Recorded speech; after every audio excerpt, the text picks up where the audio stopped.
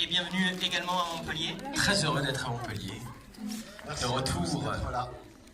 Ça fait plaisir en tout cas de vous voir tous là. Vraiment, merci infiniment d'être venus si nombreux dans cette salle de cinéma pour cette avant-première, n'est-ce pas, du film Tout là-haut, n'est-ce pas? Donc voilà, ravi d'être là, ravi d'être de retour à Montpellier et très heureux de vous présenter ce film qui a une consonance très particulière pour moi, puisqu'elle est réalisée par Serge Hazanavicius qui est là et qui a mis en scène mes 2 premiers spectacles sur scène. Donc ça fait très longtemps qu'on se connaît, ça fait très longtemps qu'on travaille ensemble et c'est la première fois qu'on fait un film ensemble. Donc c'était vraiment un grand bonheur de travailler sur ce film qui est le projet de Serge depuis longtemps et que j'ai eu l'immense plaisir d'interpréter. Voilà, avec un bonnet. Voilà. Est-ce que vous avez eu le choix? Est-ce que vous avez pu dire non, justement, vous connaissez depuis tellement longtemps? Est-ce que vous avez eu le choix de prendre Kev Adams ou ça s'est imposé? Et est-ce que vous avez eu... Au contraire, moi je crois qu'on a encore plus le choix avec les gens qu'on aime, quoi. Tu vois, quand on est proche et tout, je crois qu'on est encore plus libre. En général, quand t'es gêné, tout ça, c'est plus quand c'est des gens que tu connais pas trop, que tu connais un petit peu, à qui tu dois des choses. Nous, on se doit rien. C'est-à-dire que moi, je sais qu'on a toujours travaillé ensemble en bonne entente.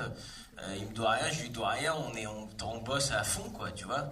Et quand il m'a proposé ce film, j'ai juste trouvé que c'était une très belle aventure et que ça venait du cœur, surtout que c'était quelque chose qui, on sentait que c'était un film qu'il avait besoin de faire, quoi.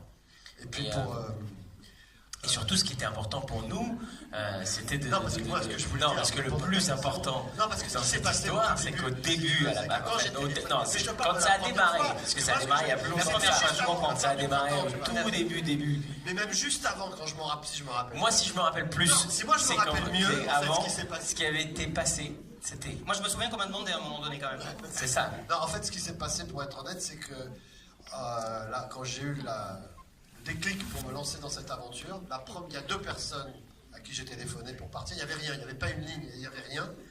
C'est le garçon, puisque le sport, les images que vous allez voir, c'est ce que je fais la moitié du temps. L'autre moitié du temps, je suis avec lui. Et j'ai appelé lui, je l'ai appelé, et j'ai appelé Kev et je lui ai demandé, est-ce que ça te dirait de jouer le meilleur snowboarder du monde? Il m'a dit ouais. Et on est comme ça donne envie. Voilà. Mais j'aurais peut-être fait un film sur ce sujet avec quelqu'un d'autre que Kev, mais je n'aurais jamais fait ce film-là.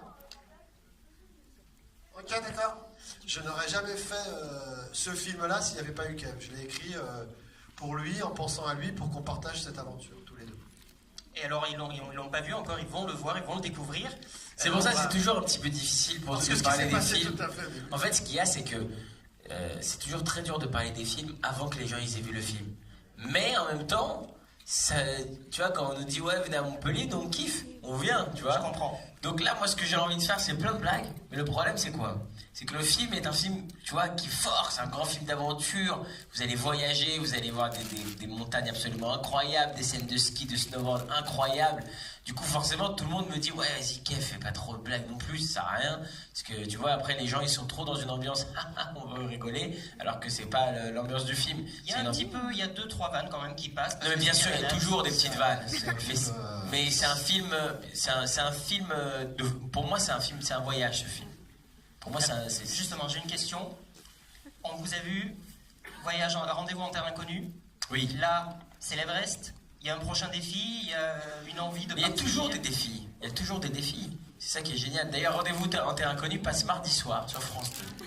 Voilà. Pour ceux qui n'étaient pas au courant, je vous le dis, je suis parti en terre inconnue avec Frédéric Lopez. Et le plus dur, là-bas, c'était Frédéric Lopez. Voilà. Et justement, rendez-vous en terre inconnue, il n'y a pas de préparation forcément parce qu'on ne sait pas où on va, il y a de la préparation mais qui est peut-être... Mais c'est un très bon exemple de parler de cette émission, je te coupe, pardonne-moi, parce que justement, c'est 2 aventures qui ont pour moi été similaires. C'est-à-dire que partir en rendez-vous en terre inconnue, c'était dingue pour moi d'aller dans un endroit aussi loin dans la culture de tout ce que je connais. Ça a été une aventure incroyable. Chez les Suris, je crois. Voilà. Et de faire ce film, c'était la même chose. C'est-à-dire qu'il y a eu des sensations assez similaires. Quand j'ai fait Terre Inconnue, je me disais, je vais pas y arriver. C'est impossible, je peux pas y arriver. Je vais pas y arriver, c'est trop pour moi. Et quand je faisais ce film, il y a plein de moments aussi où je me suis dit, je vais pas y arriver. C'est trop pour moi, c'est impossible. C'est tellement intense physiquement, mentalement, de tourner à 4000 mètres d'altitude, avec moins 20 degrés, avec beaucoup moins d'oxygène. C'est tellement des choses qui sont violentes physiquement et mentalement que parfois tu te dis je peux pas, j'arriverai pas à aller au bout de ça, quoi. Et c'est vrai que le message vraiment de ce film, pour revenir à tout là-haut, c'est justement, et c'est aussi ça qui m'a aidé aussi, je pense, à aller au bout de ces aventures, c'est justement bats-toi pour tes rêves et pour ce que tu as envie de donner au public, aux gens, quoi. Et moi, je suis très fier aujourd'hui de présenter ce film justement pour ça, parce que ça a été une baston, quoi, de jouer ce personnage qui est un des plus grands snowboarders de la planète, mais moi je ne suis pas un grand snowboarder dans la vraie vie. Je suis un petit snowboarder. Donc quand j'allais tout en haut des montagnes, j'avais très très froid. Et c'était dur. Et justement, on parle du talent d'acteur, mais il y a aussi un vrai talent et un défi technique. Comment ça s'est mis en place? Est-ce qu'à un moment donné, on n'a pas envie d'abandonner en se disant c'est pas possible en fait, on ne peut pas aller tourner à l'Everest? D'abord, on est allé tourner à l'Everest. Non, tu te dis jamais que c'est pas possible, tu te dis jamais que tu vas abandonner.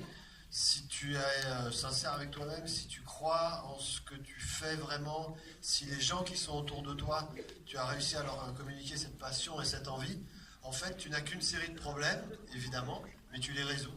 Donc oui, il fait froid, les caméras tombent en panne, on donne de l'oxygène aux gens de l'équipe et parfois aux acteurs entre les prises parce que c'est trop dur physiquement, il y en a qui tombent dans les pommes, il y en a qu'il faut rapatrier.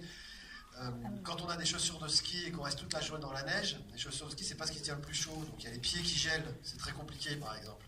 On a plein de soucis comme ça, des soucis techniques. Moi par exemple, on m'a coupé 2 doigts de pied pendant le film. On doit monter le matériel, descendre le matériel. C'est des défis de chaque jour. C'est même chaque soir et chaque matin, en fonction de la météo, choisir ce qu'on va faire. Donc il faut motiver des acteurs et une équipe pour leur dire « Ah ben non, on change de scène. Ah ben non, on va là. Ah ben non, on va ci. » Mais moi là, je me suis jamais posé la question on n'y arrivera pas. Je me suis jamais posé la question d'on va abandonner. En fait, j'avais pas le temps de me poser de questions d'abord. Et puis, c'est juste que je sentais tout le monde à fond, quoi. À fond, avoir envie que ce rêve existe et de le partager. Ouais. En tout cas, moi qui ai vu le film, ça se voit dans les images, c'est vraiment, j'ai dit tout à l'heure, vertigineux. C'est l'adjectif qu'on est obligé d'employer. Oui, je sais pas. Ce que je crois savoir, c'est que il n'y a pas encore eu vraiment de film sur cette activité, que vous allez voir des images qu'a priori vous n'aurez pas vues sur un grand écran comme ça, que quand on voit parfois souvent des petites images de glisse sur un ordinateur, c'est en petit, c'est un clip, on ne sait pas qui c'est. Là, j'espère que vous allez vous attacher à des personnages et que vous vivrez les pentes non plus que en tant que spectateur, mais en étant identifié à eux, en les vivant avec eux. Et